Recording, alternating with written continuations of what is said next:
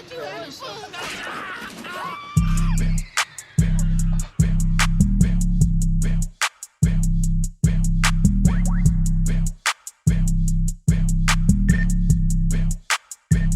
this shit crank.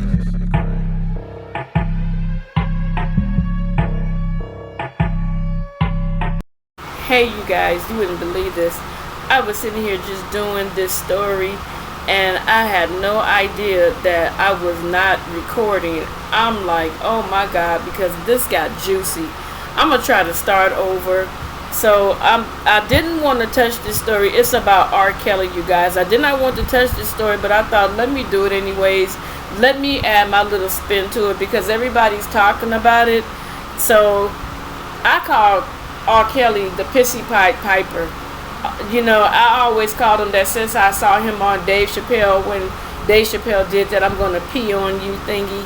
You know, I'm trying to watch my language, but you know, I have a problem with watching my language. But I just want to say this, and I'm not trying to give him no kind of props. I'm not trying to offend anybody. And oh yes, please forgive the background noise. It's my fans going. It is still in the triple digits out here. We're still baking like baked potatoes. Satan's still scratching a hole in hell, letting the steam out. And if you hear any background noise, please forgive that too, because I got all windows and doors open so that I can get some type of circulation up in here. Honey, woo, it's hot. Now, to be honest, you guys, you got to admit it too. If you agree with me, hit that thumbs up, leave a comment below. R. Kelly has some slamming music. That dude has some slamming music.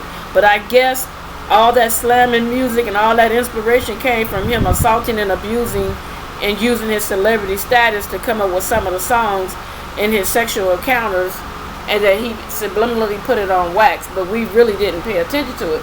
The only thing that caught my attention was when I saw Aaliyah's album, Age Ain't Nothing But a Number, and how he was in the background. That kind of took me, and I kind of felt some kind of way about that. But, you know, I thought, but I started discussing, like, you guys, something ain't right with that. Why would he say age ain't nothing but a number? And then when you listen to the song, it's letting you know this man saying age ain't nothing but a number, throwing down ain't nothing but a thing. So basically, age ain't nothing but a number. When we in bed, it don't matter. You know, and I think that's wrong. Any man or woman or adolescent that's out there assaulting someone that's younger than you or somebody, period, you need to be ashamed of yourself. You need to go get help. Serious business. Go get some help.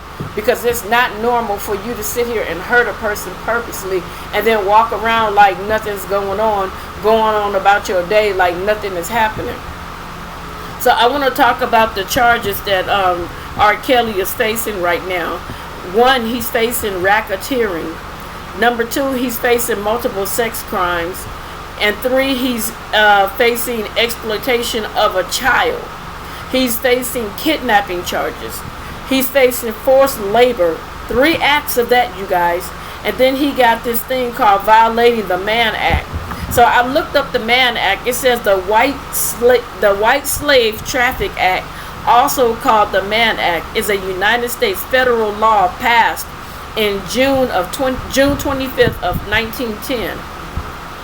And it says it was named after Congressman James Robert Mann of Illinois. In its original form, the act made it a felony to engage in interstate or foreign commerce transport of any woman or girl for the purpose of prostitution. Now boys too, you know, so shoot. R. Kelly has 6 acts of that violation, and those are serious charges because it's a federal thing. But as again, he's still holding on to him saying that he's innocent. And let's go back to 1990. This is when he started focusing on his predatory pursuit of minors. You know, and it's really sad that this man preyed on young girls, you know, with the hopes of getting a record deal with him. You know, sending your staff out to go give phone numbers to young girls 15 years old. And your staff that gave out them numbers, they should be facing time right along with you because they were enabling your behavior. Okay? So, according to R. Kelly, he had wrote an autobiography, and And in his autobiography, he stated that as a young child, he was sexually molested and assaulted by a female family member. You know, but this does take me back to an old saying that my, elders would say. They would say, hurt people hurt other people. You know what I'm saying? And I believe that's true, because think about it. How many people you know that have been abused in some sort, child abuse, sexual abuse, whatever, bullying or whatever it is, they end up, as they're growing up, adolescents on up, they start displaying those same types of behaviors on innocent victims that don't, deserve it. And then they continue on, and then it's like a never-ending vicious cycle that continues to happen. So you have all these men out there that have been treated badly or beaten by their fathers or whatever the case is, in his case molested, and then they go out and they do the R word on these women, and they take advantage, and they do sexual assault, robberies, all types of crazy stuff. And this comes from trauma in your childhood. Okay, so let's go to 1994. 1994, Robert Kelly was 27 years old. This is when he married 15-year-old singer Aaliyah in a secret ceremony in Chicago. And it was later on discussed and discovered that Aaliyah might have been pregnant, and R. Kelly married her to, cover up his crime, but it wasn't good enough. We don't know if it's true. This is alleged, so I don't want to get sued. This is alleged, okay? And on the certificate, the marriage certificate, they put that she was 18 years of age. And I don't know if they bribed the clerk that actually allowed them to get married. I don't know if she had a fake ID. We don't know the details behind that. But if the clerk knew, and anybody else knew, his staff knew, everybody at that time should be facing the same charges as R. Kelly for enabling and embedding the criminal. I think that's how you say, abetting the criminal. Excuse me, you guys. So let's go. For the rest of her career, when she was alive, rest in peace, Aaliyah would dodge questions about the nature of her relationship with R. Kelly. When people asked her questions about him, she would never say anything. But later, Dame Dash did an interview, and Dame Dash stated in his interview that Aaliyah said that she does not want to ever discuss R. Kelly because he was a very bad man.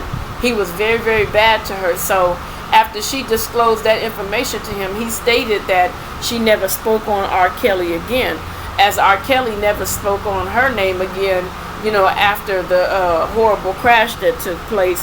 And he stated that he wouldn't talk about her due to the promise of, her parents not, talking about their daughter.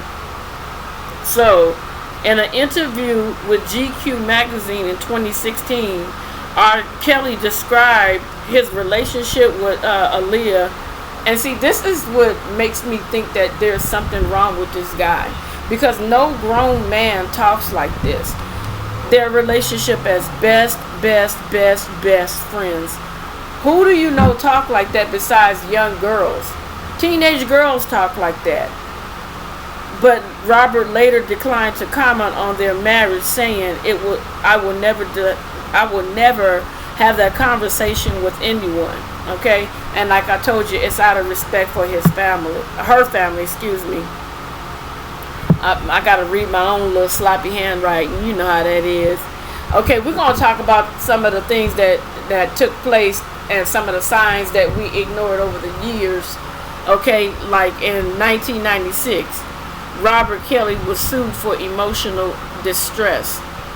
There's a lady named Tiffany Hawkins. She sued R. Kelly for personal injuries and emotional distress she suffered during the 3-year relationship with Mr. Kelly. In court documents, she stated she began having sex with Robert Kelly in 1991 when she was 15 years old, and he was a 24-year-old grown man, and the relationship ended 3 years later when she turned 18. So he don't want nothing 18 and above. That's too old for him. You know, when that gentleman asked him in an interview, young girls, and he talking about, what do you mean by young? How young is? What are you talking about? You know, I'm gonna try to include that little clip too, because that right there, that shocked the crap out of me for him to even say that. According to the Chicago Sun-Times, Hawkins sought $10 million in damages, but she accepted a fraction of that amount, which was $250,000, when the case was settled in 1998. And then Kelly's spokeswoman had a nerve to say she don't have no knowledge of those accusations. Well, if she wasn't around then, of course she wouldn't know, but if she was around, she knows exactly. Okay, let's talk about 2001. He was sued by his intern. Tracy Sampson sued R. Kelly, accusing him of inducing her into an indecent sexual relationship when she was 17 years old. See, he keeps the number under 18. The woman and former intern at Epic Records claimed she was treated as his personal sex object and cast aside. Wow. It seemed like classic Robert Kelly kind of behavior to me. Okay, he often tried to control every aspect of my life, including who I would see, where I would go. She said in a legal case against him, the case was settled out of court for an undisclosed sum, said the New York Post. April and May of 2002, two more court cases came up. Good God, this dude is something else. He just got cases everywhere. Dude, keep your pickle in your pants. Okay, let's see. Kelly is sued for a third time by Patrice Jones, a Chicago woman who claimed he impregnated her when she was underage and that she was forced to have an abortion. I can believe that. A woman named Montina Woods also sued Kelly, alleged that he videotaped them having sex without her knowledge. The recording was allegedly circulated on an R. Kelly sex tape sold by bootleggers under the title R. Kelly XXX. Okay, and these two lawsuits happened in 2002. That's what I was saying earlier. He had two more. R. Kelly settled both cases out of court, paying an undisclosed sum in return for a non-disclosure agreement. June 2002, he was charged over child pornography. R. Kelly is charged with 21 counts of making child pornography involving intercourse, oral sex, urination, and other sexual acts. This is the videotape that circulated all around when R. Kelly was having sex with that young girl, and that's where I was telling you earlier that Dave Chappelle did the skit "I Wanna Pee on You" song. That mess was so funny. Let's see. Chicago police accused him of videotaping each of these acts and enticing a minor to participate in them. All of the charges related to one girl born in September of 1984. His arrest stemmed from a video which was sent anonymously to the Chicago Sun-Times earlier in that year. They passed it on to the police, who verified the authenticity of the tape with help from the FBI forensic experts. Kelly, who posted $750,000 bail, immediately denied the charges in an interview with MTV and later pleaded not guilty in court. Of course he's going to say not guilty, but if they got forensic videotape of you doing this is what I'm saying. He doesn't want anybody over the age of 18. He doesn't want that. It took 6 years for the case to come to trial, during which time Kelly released his wildly successful Trapped in the Closet album and was nominated for an Image Award by the NAACP, which is, for those that don't know, National Association for the Advancement of Colored People, prompting widespread criticism. Wow. This is something else. This is going to be a little lengthy, y'all. I'm trying to get y'all the information that y'all need so that y'all can kind of see what's really going on with this dude and what's in his twisted head. And before earlier, I had told a story about R. Kelly I have seen on another YouTuber's page, and when I went to go back and check and make sure that I was recording, I noticed that all that good old juicy stuff that I said, it wasn't recording. So I'm going to stop right here before I read on, and I'm going to tell you what I had said originally. There was a lady, I don't know what state it was, it's been a while, and she had to move into a hotel because her house caught on fire. Everything that they owned was lost in the fire. She had Social Security. By being in the hotel, it was eating up her Social Security check. She had her, I think it was her grandkids or her kids with her. So she ended up seeing R. Kelly. He ended up meeting her grandkids, which were boys, thank God. And he hung out with them for a minute. And then she kind of told him a little bit about, what was going on. So he told her, okay, meet me downstairs outside in the parking lot where my Jeep is, and I will give you $10,000. She was very, very excited. And she was stating all this on a phone call, and I'm going to try to get that so that you guys can hear it for yourself. She was on a phone call, giving this information. So R. Kelly said, come on downstairs and meet me down there. She met him down there. He was already in the Jeep. She sat in the Jeep. And he told her, in order to get this $10,000, you have to give me fellatio. I'm trying to clean it up. Fellatio, look the word up. It's when the woman put her mouth on a man's pickle. And I'm trying to be nice about it. So she goes ahead, and while she's in the midst of the act, she's like, he has a horrible, horrible stench. And she's like trying to get through it because she's like really, really desperate. She said, I was so desperate, I would have done anything for some money to get out of that hotel and to get back to my house or whatever, an apartment or whatever. And he knew it because of the conversations that we had, and he took advantage. After she did what she did, the fellatio, he gypped her on her money. He wouldn't give her any money, told her to get out of his car. Like I said, I'm going to play that video. And I thought that was so mean of him to do that.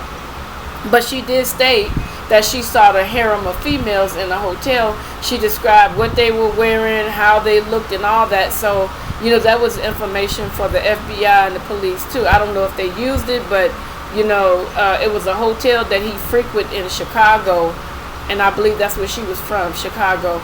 It was a hotel that he frequented in Chicago that, he was on good terms with the hotel. So I'm going to try to find that clip and add it in here. Let me get back to the story. Okay, the jury eventually concluded they could not prove that the girl on tape was a minor, and Kelly was found not guilty on all counts, which is crazy as hell. Of course you could tell the girl was a minor. Between 2002 and 2004, an arrest prompts further charges against R. Kelly. R. Kelly is charged with the further 12 counts of making child pornography in Florida, where he was arrested at his holiday home. I'm telling you, this guy is a bucket of bolts. I'm telling you, he is something else. He has no,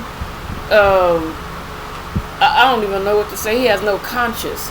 He has no care. This is a man that clearly needs deep, deep-rooted psychiatric counseling.